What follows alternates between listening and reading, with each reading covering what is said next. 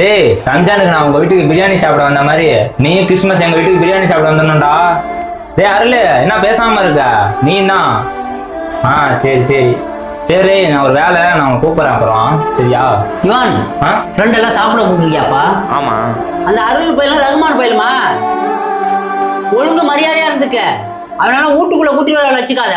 ஏன் என்ன அவங்கள வீட்டுக்கு சாப்பிட விட்டப்ப என்ன உனக்கு பிரச்சனை? அவனால யாரு எந்த கோயிலுக்கு போவான் எந்த சாமி கும்பிடுவான்னு உனக்கு தெரியுமா? அவனை வீட்டுக்கு கூட்டிட்டு வரங்கிற அவன் என் ஃப்ரெண்டு அப்புறம் தான் நீ சொன்ன எல்லாமே சரியா?